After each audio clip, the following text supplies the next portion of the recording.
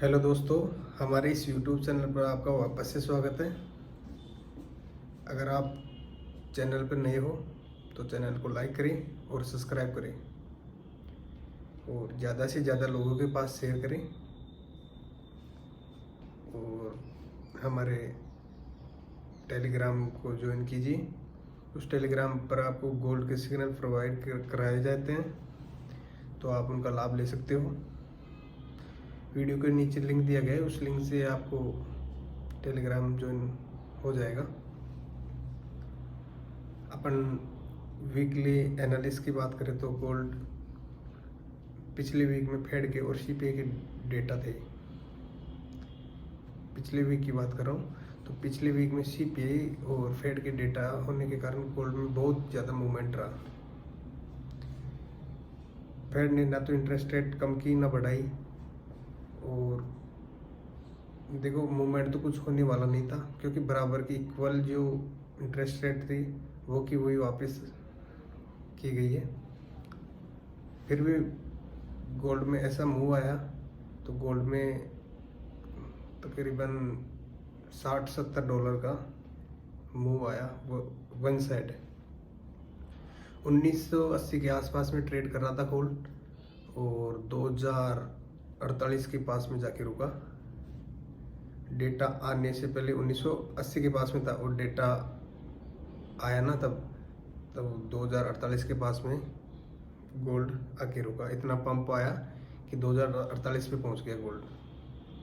कि कहने का मतलब ये है कि गोल्ड में ऐसी व्हेल मछली आई तो गोल्ड को कम से कम $60 ऊपर ले गई।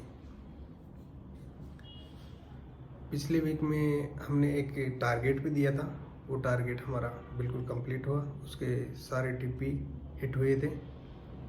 इसलिए तो मैं आपको बोलता हूँ कि ग्लोबल मार्केट की मार्केट की कोई भी न्यूज़ या कोई भी अपडेट होती है तो मैं मेरे टेलीग्राम पे ही शेयर करता हूँ।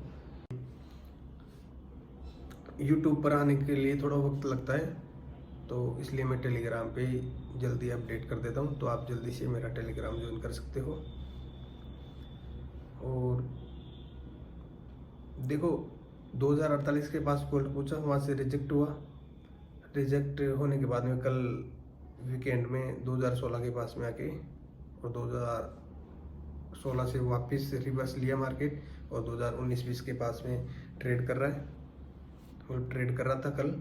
और ये रिजेक्ट होने का एक मेन कारण भी है कि कल एक मैन्युफैक्चरिंग के नंबर थे, यूएसडी मैन्युफैक्चरिंग के। उसके बाद में गोल्ड में डंप आया है, और डंप भी इतना आया कि वो 2048 और 44 को तोड़ नहीं सका। मेरे जो क्लाइंट है मेरे से पर्सनली डीएम करे थे टेलीग्राम पे, मैं उनको यही बोला था कि अगर ये गोल्ड 2048 और 52 को ब्रेक करता है तो गोल्ड आपको 2060-55 के बीच में ट्रेड करता हुआ दिखेगा।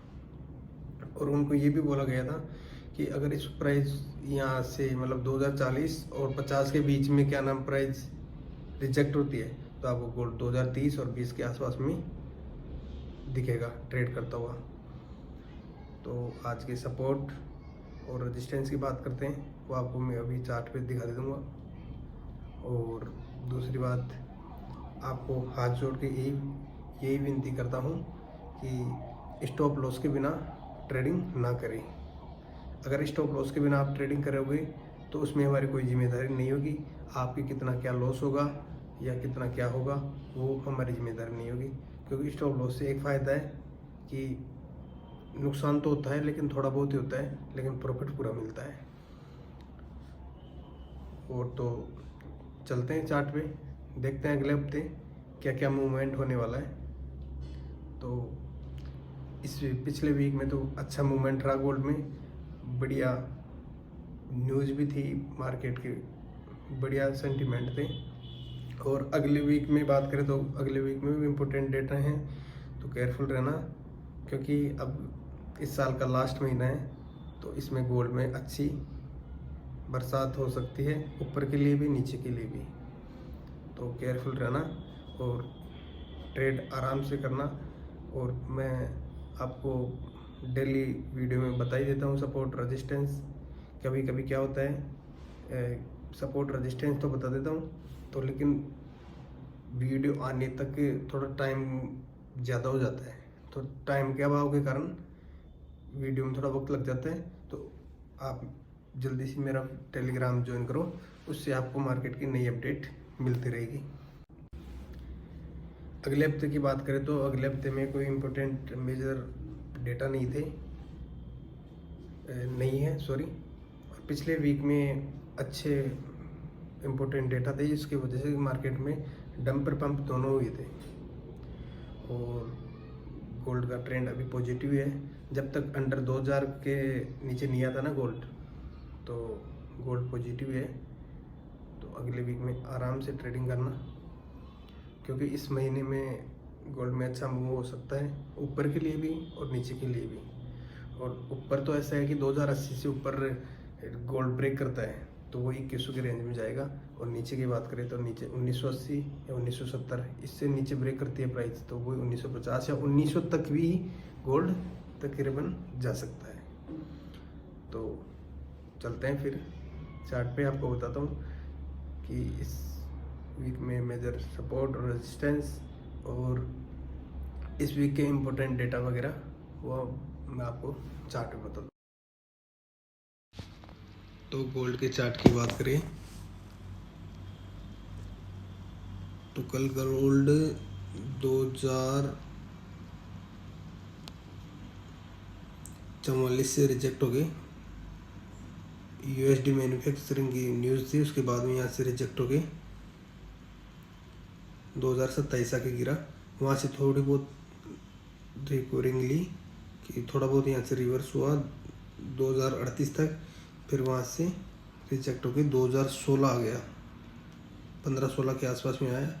वहाँ से थोड़ा बहुत रिकवर हुआ 19-20 तक, और यहाँ पे क्लोज हो गया मार्केट कल।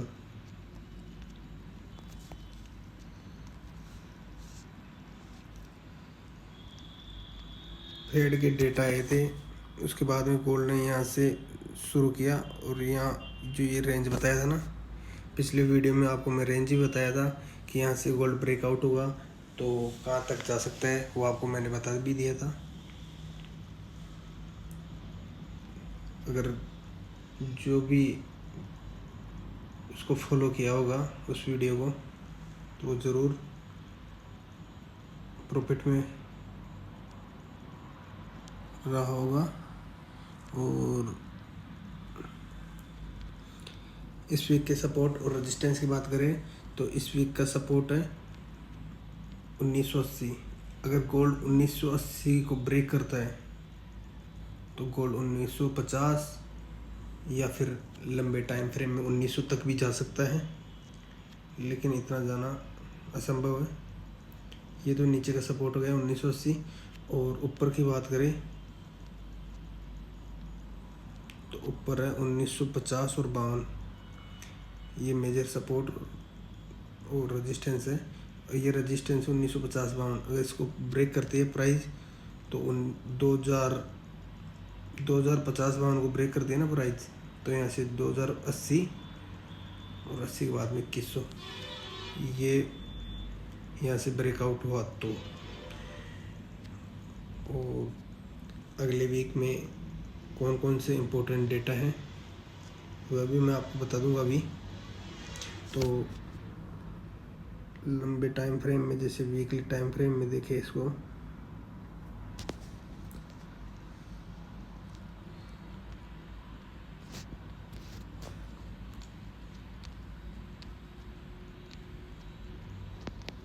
पीछे के वीडियो में आपको बता चुका हूँ कि यहाँ पे तीसरी या चौथी बार यहाँ से रिजेक्ट हुआ है। 1 2 3 4, अब यहाँ से ये रिजेक्ट हुआ और 1800 को ब्रेक करता है तो 1600 की रेंज में भी गोल्ड आ सकता है। और यहाँ से वैसे तो गोल्ड अगर 2000 से अंडर ट्रेड करता है तो गोल्ड नेगेटिव हो जाएगा, और गोल्ड 2000 से ऊपर ट्रेड करता है तो पॉजिटिव में रहेगा। तो वो तो कोई चिंता वाली बात नहीं है। इतना मूवमेंट तो इस वीक में इम्पोर्टेंट डेटा थे सीपीआई के और फेड के, उनकी वजह से हुआ है। चलो देखते हैं इस वीक में कौन कौन से मेजर डेटा है, इम्पोर्टेंट डेटा कौन कौन से हैं, वो चलो देखते हैं।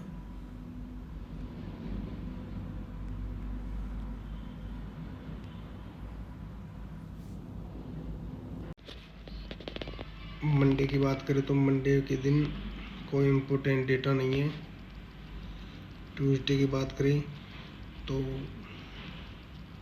AUD और JPY की मॉनेटरी पॉलिसी है स्टेटमेंट की,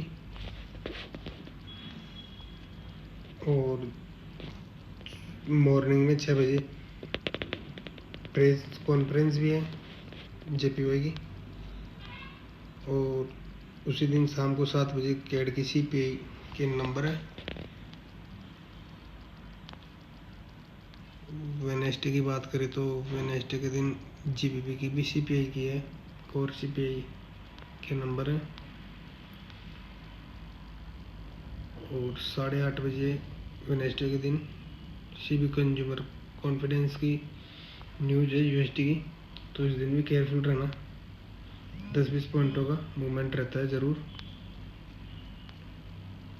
थर्सडे की बात करें तो शाम को 7 बजे GDP की है USD की न्यूज है, दूसरी है अनएम्प्लॉयमेंट क्लेम की है, और प्राइस इंडेक्स की है, फेड मैन्युफैक्चरिंग इंडेक्स की है,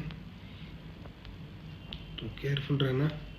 फ्राइडे की बात करें तो GBP की है रिटेल सेल्स की 12:30 बजे की, और शाम को 7 बजे की है। एक तो कैड की है GDP MM की, और एक USD की है कोर इंडेक्स प्राइस की, और फिर शाम को कंज्यूमर सेंटिमेंट है UOM के USD की। तो अगले वीक में तो कोई इम्पोर्टेंट डेटा नहीं है।